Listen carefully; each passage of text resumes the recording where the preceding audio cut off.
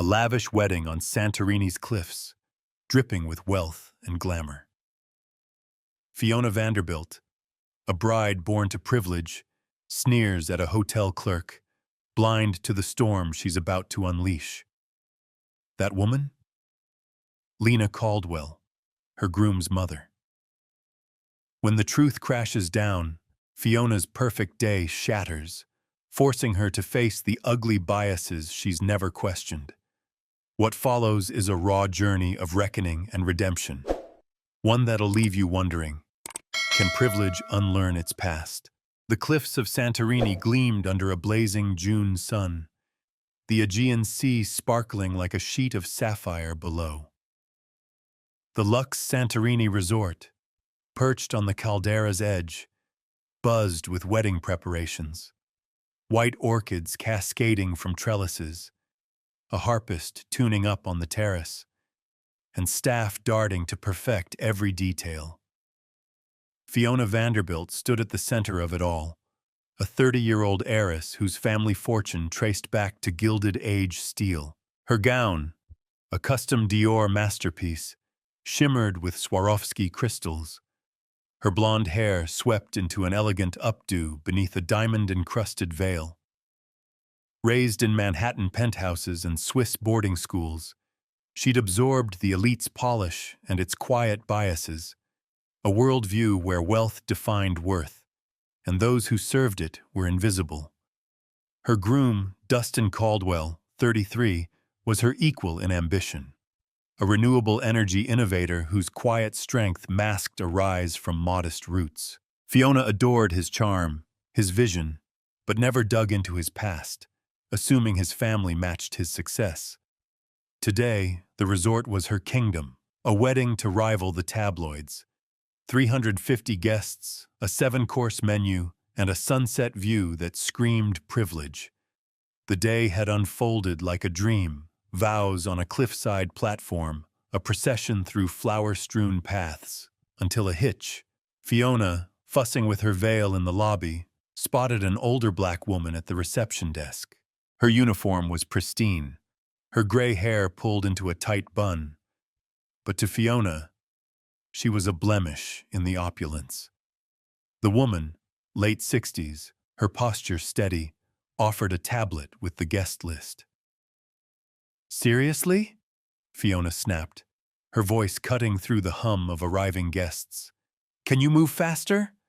I don't have time for you to dawdle like some nobody." The woman paused, her dark eyes calm but sharp. "I'm sorry, ma'am," she said, her voice low and even. "Just need your approval here." Fiona's lip curled, her tone venomous. "Do you even know who I am? I shouldn't have to wait for some desk clerk to figure it out. Maybe if you weren't so slow, you'd be worth my time. Do it yourself. I've got a wedding to run." A few guests nearby shifted. A tech billionaire in Xenia coughed. A socialite in Chanel winced. But no one spoke. The woman straightened, her gaze flickering with something unspoken, then nodded and took the tablet back. Fiona huffed, adjusting her veil. "Pathetic," she muttered to her maid of honor, a rail-thin heiress in Gucci. "The staff here is a joke." The maid of honor forced a laugh, but the air had thickened. The moment slipped away, swallowed by the reception's whirl, champagne flowing, laughter echoing off whitewashed walls. Fiona basked in the spotlight, oblivious to the ripple she'd caused.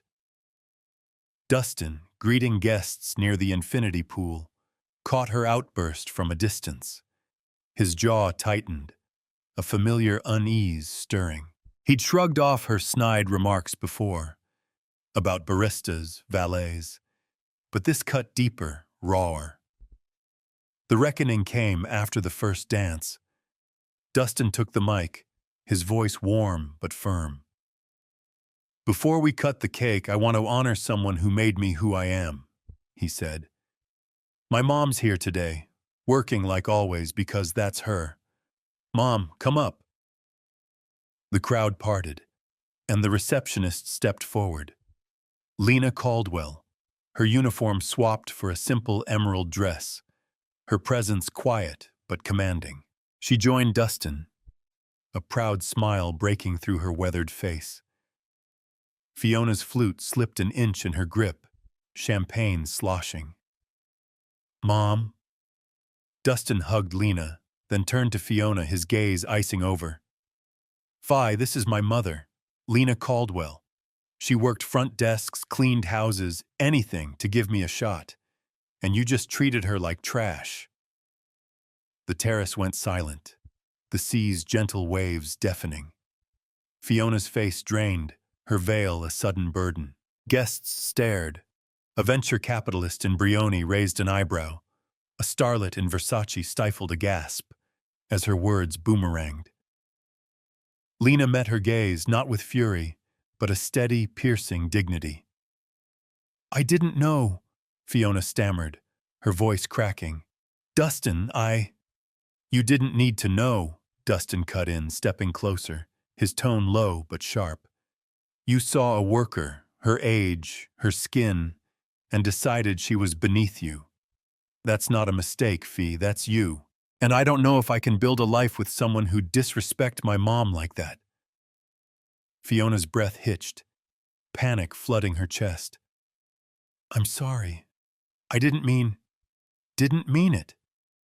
Lena spoke, her voice smooth but edged. "I've heard that my whole life, girl. Worked jobs where folks like you wouldn't look me in the eye. Kept going so my boy could rise. You didn't see me. You saw less. That's your choice, not a slip." The words sank like stones. Fiona's world spun. Dustin's disgust, Lena's strength, the crowd's judgment pressing in. She wanted to flee, to claw back the moment, but her heels glued her to the stone. Dustin softened, but his resolve held. "I love you, Fee. But this? I need you to be better. Not just for Mom, for me, for us. Prove it. Not with tears, with who you become." He walked off, leaving her with Lena. The older woman studied her, then sighed. "You've got a chance, Fiona. Not 'cause I owe it to you, I don't. But 'cause I've seen people change. Don't squander it." The reception stumbled back to life. Music swelling, guests murmuring. But Fiona slipped away, her gown trailing as she fled to the resort's cliffside garden. Bougainvillea loomed in the dusk, their thorns a silent rebuke. She sank onto a bench, her reflection glinting in a puddle. Perfect bride, hollow core. She'd never examined her biases. The casual disdain for lesser people. The subtle racism she'd inherited like a trust fund. Now, it stared back, raw and ugly. The honeymoon was cancelled. Dustin kept his distance, retreating to his Athens office, wrestling with his heart. Fiona didn't chase him with pleas or grand gestures. Instead, she turned inward, rattled by her own reflection. She started small, reading books on privilege, watching documentaries that stung, late nights journaling the girl she'd been, the one who'd never had to care. Then bolder, volunteering at a refugee center in Santorini, no fanfare, just sweat and stories. She faltered, bristled at a rude client once, stormed out of a shift in frustration, but kept going, Lena's words a quiet drumbeat.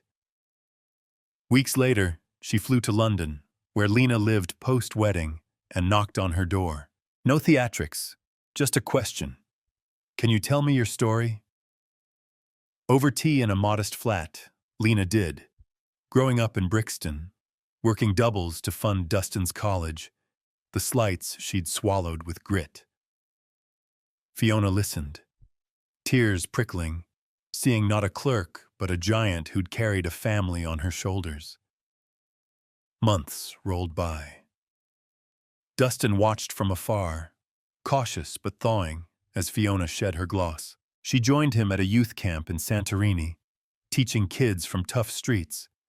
Awkward at first, fumbling with lessons, then earnest, laughing with them over shared snacks.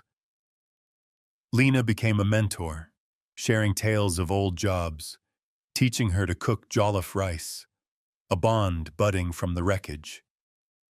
Fiona launched a foundation with Dustin, funding education for kids like Lena's, her wealth finally serving something beyond herself. She stumbled along the way. At a gala, she caught herself dismissing a waiter's slow service, the old Fiona flickering through. She stopped, apologized, and tipped double, her hands shaking as she fought the reflex. Growth wasn't linear. Some days she backslid, snapped at Dustin over nothing, doubted she could change. But she pressed on, driven by the memory of Lena's calm stare, Dustin's wounded trust. A year later, they stood at the resort again, not for a wedding, but a renewal. The guest list was smaller, 50 instead of 350, no extravagance, just a quiet ceremony on the terrace. Fiona wore a simple dress, no veil, her smile softer, less rehearsed. Lena stood nearby, her emerald dress pressed, a faint grin tugging at her lips. Dustin took her hand, his faith restored but not naive, his voice steady as he vowed to build a life rooted in respect. Guests toasted with local wine, the caldera sighed, and Santorini glowed in the dusk. Fiona caught Lena's eye and mouthed, "Thank you." Lena nodded. Not full absolution, but acknowledgement. She'd earned it. Not with money or charm, but with the slow, messy work of unraveling herself. The night closed with quiet joy, a family stitched together by effort, not ease. Beyond the cliffs, the world churned, prejudice lurking in glances and silences, a stubborn stain on every shore. Fiona wasn't whole, nor was society. She'd falter again, she knew. Old habits died hard. But here, on this Greek edge, a shift had taken root. She and Dustin walked off hand in hand, Lena trailing behind, the sea stretching into the unknown. The story didn't end. It stretched on, fragile but firm, a question mark for Fiona, for them all. How far could one change ripple?